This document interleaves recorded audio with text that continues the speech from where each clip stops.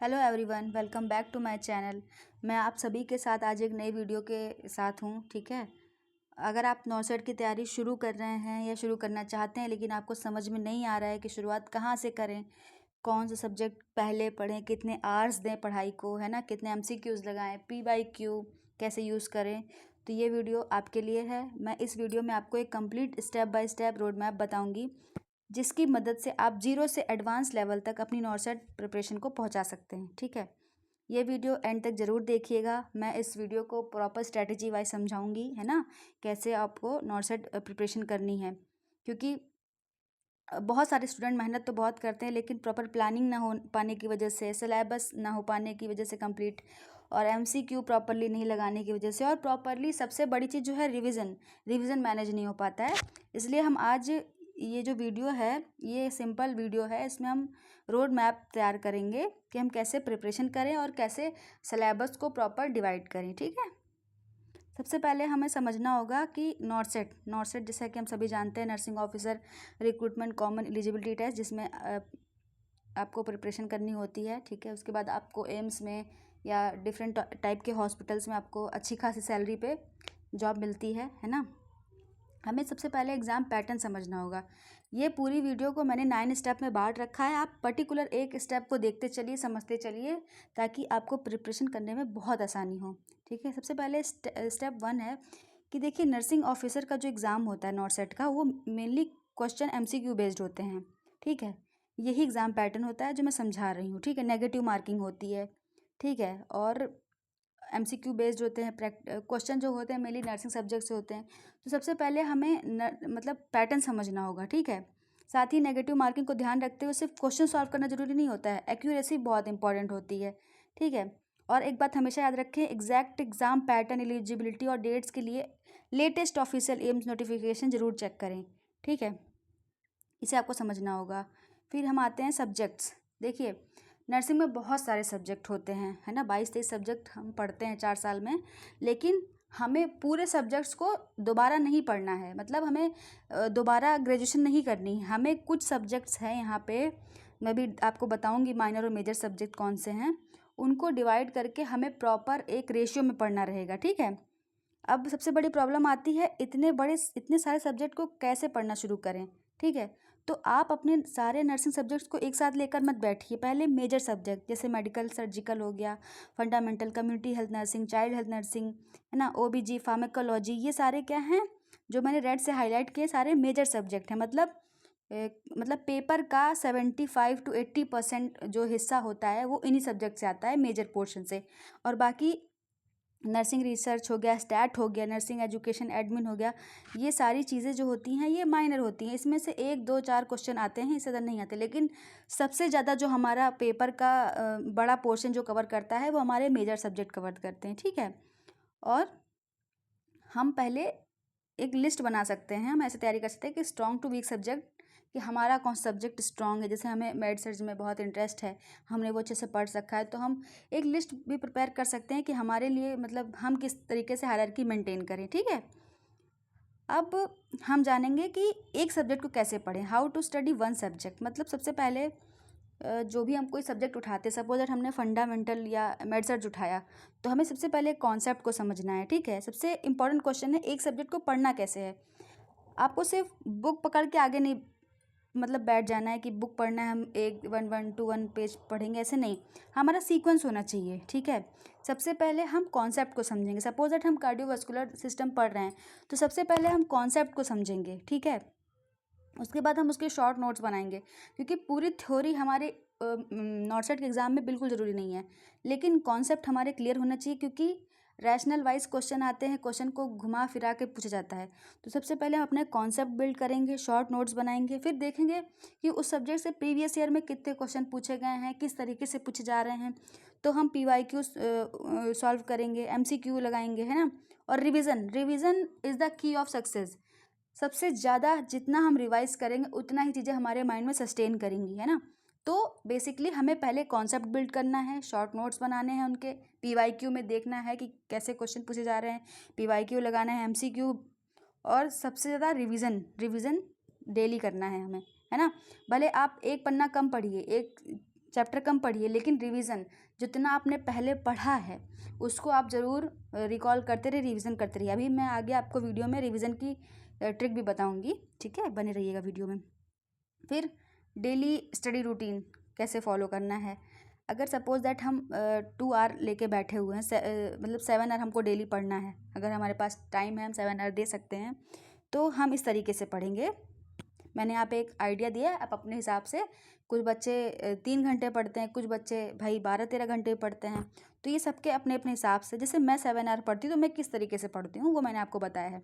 जैसे 2 आवर्स हम main subject पढ़ेंगे, ठीक है, हम बेसिकली 2 सब्जेक्ट को लेके चलेंगे। सपोज जैसे हम ओबीजी और पीडिया लेके चल रहे हैं, ठीक है, को रिलेट करके पढ़ेंगे, क्योंकि ओबीजी पीडिया मतलब एक ही उसे चेन से बंधा होता है, तो हमें एक तरीके से पढ़ना है उसको, है ना।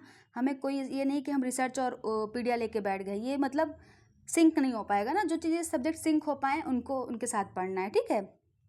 जैसे मेडिकल के साथ हम सर्जरी पढ़ सकते हैं और ओबीजी के साथ हम पीडिया पढ़ सकते हैं, इस तरीके से हमको पढ़ना है, ठीक है। तो जैसे हमने 2 आवर पढ़ लिया यहाँ पर, पीडिया पढ़ ओबीजी पढ़ लिया, तो 2 आवर हमें सेकंड सब्जेक्ट पढ़ना है पीडिया, ठीक है। और 1 आवर हमें एमसीक्यू और पीवाईक्यूज में देने हैं, और 1 आवर मैंने जैसे आपको पहले भी बताया कि रिवीजन करना है। और फिर जब जो भी हम एमसीक्यू पीवाईक्यू में हम रॉन्ग क्वेश्चन करेंगे तो उसको 30 मिनट हमको उसका रैशनल देखना है कि वो क्यों गलत हुआ है, कैसे गलत हुआ है, ठीक है। ये एक मतलब सैम्पल रूटीन है, एक जरूरी नहीं कि आपको ऐसे ही फॉलो करना है। अगर आपके पास जितना भी अवेलेबल टाइम हो उसके हिसाब से पढ़िए, एक मतलब सिर्फ स्ट्रक्चर दिया है मैंने आपको, ठीक है। स्टेप 5 जो कि हमें मस्ट करना है, एरर बुक। एरर बुक बनाना मतलब ये पर्सनली मुझे बहुत इंपॉर्टेंट, मैं इस स्ट्रैटेजी को मानती हूँ कि एक अलग नोटबुक बनाइए, उसको मैंने एरर बुक नाम से दे रखा है, ठीक है। इसमें केवल आप वो चीज़ें लिखिए जो आप भूलते हैं। जैसे कुछ कुछ चीज़ें हम ऑलवेज भूल जाते हैं, कितना भी हम पढ़ लें हम भूल ही जाते हैं।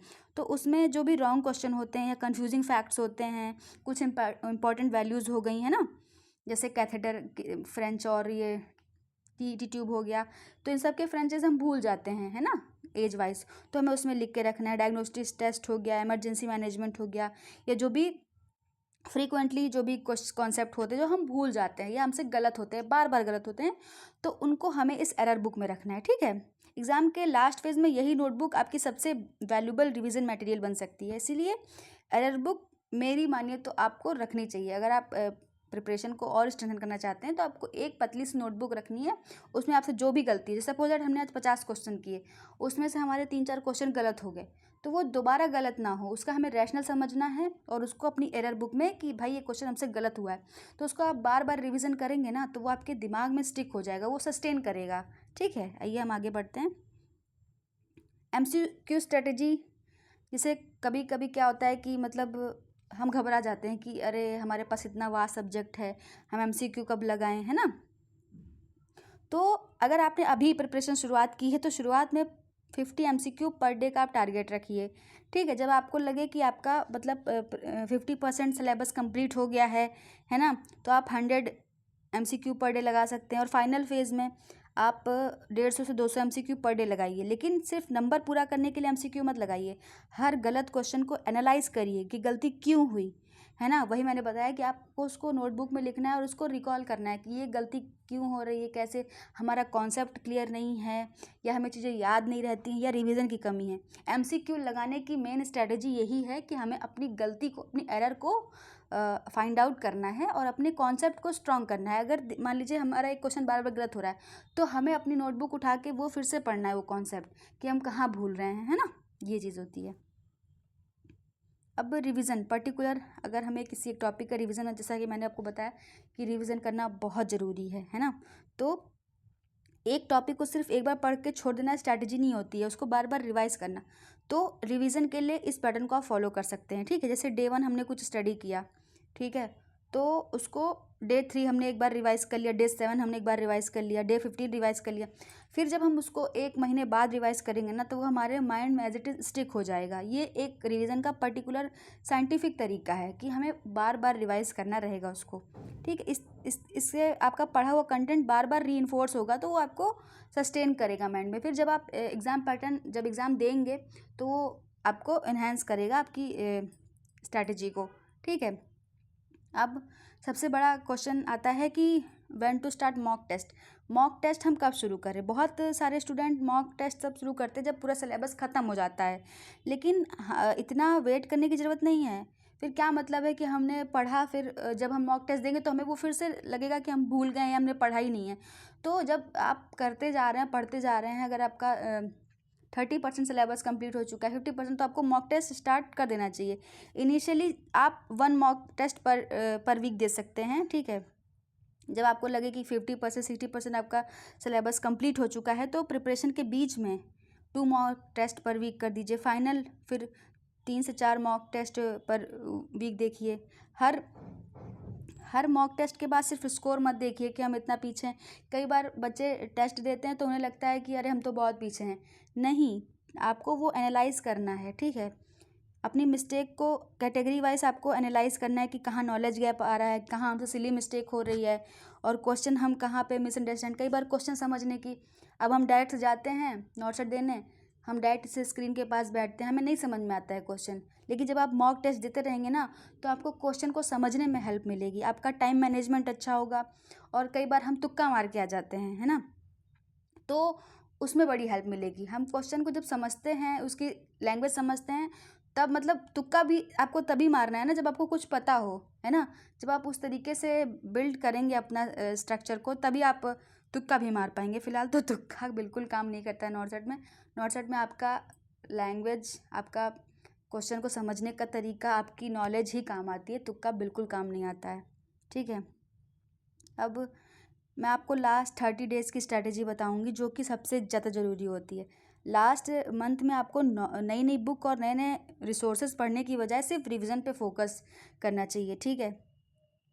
आपका मेन फोकस होना चाहिए PYQs, मैंने जैसे आपको बताया, एरर बुक, मैंने जैसे बोला कि आपको एरर बुक बनानी चाहिए, short notes, mock test, rapid revision, ये कुछ चीज़ें हैं जो आपको हेल्प करेंगी, ठीक है। नॉर्मल वैल्यूज़, ये मैंने कुछ यहाँ पे हाई यील्ड टॉपिक्स लिख दिए हैं, जैसे कि नॉर्मल वैल्यूज़ हो गया, emergency drugs, antidotes, ECG, ABG, electrolyte, vaccination, obstetric emergency, paediatric emergency, infection control, community health programme, important nursing procedure, यही सारी चीज़ें आपको लास्ट 30 डेज़ में रिवाइज करनी है। आपको कॉन्सेप्ट को स्ट्रॉन्ग करना है, ना कि अब कुछ नया पढ़ने बैठना है। अगर आपके लास्ट के 30 दिन बचे हैं तो आपको कुछ भी नया नहीं पढ़ना है, आपको रिविज़न रिविज़न मोर रिविज़न ही करना है, ठीक है। तो फिर वही है, लास्ट में वीडियो को वाइंड अप करते टाइम मैं आपको यही सलाह दूंगी कि पहले कॉन्सेप्ट स्ट्रॉन्ग करिए, PYQ लगाइए, MCQ लगाइए, मिस्टेक नोट्सबुक को पढ़िए, अपनी एरर बुक बनाइए, मल्टीपल रिवीजन करिए। इसके अलावा नॉट सेट क्रैक करने का कोई और शॉर्टकट नहीं है। आशा करती हूँ आपको ये वीडियो अच्छी लगी हो। अगर आप नॉट सेट की प्रिपरेशन बिल्कुल ज़ीरो से शुरू कर रहे हैं तो आपको ये चीज़ें हेल्प करेंगी। आपको हर दिन परफेक्ट होने की ज़रूरत है, हर दिन बस थोड़ा थोड़ा आप इम्प्रूव करते जाइए और कंसिस्टेंसी मेंटेन करिए और मिस्टेक्स को रिपीट नहीं करिए। आपकी प्रिपरेशन धीरे धीरे बिगिनर लेवल से एडवांस लेवल तक पहुंच जाएगी। अगर आपको ये रोड मैप यूज़फुल लगा हो तो वीडियो को लाइक करिए, चैनल को सब्सक्राइब करिए और कमेंट करके बताइए कि नॉट सेट की प्रिपरेशन किस लेवल से आप शुरू कर रहे हैं। आप बिगिनर हैं, आप इंटरमीडिएट है या एडवांस है। अगर आप चाहेंगे तो मैं आपको 100 मोस्ट इंपॉर्टेंट टॉपिक्स भी बना के दूंगी, जो मतलब जिससे प्रीवियस नॉट सेट में या नर्सिंग ऑफिसर एग्जाम में बहुत सारे क्वेश्चन मैनी टाइम आस्क हुए हैं, तो मैं आपको उसमें भी हेल्प करूंगी। Thank you so much. All the best for your nursing exams.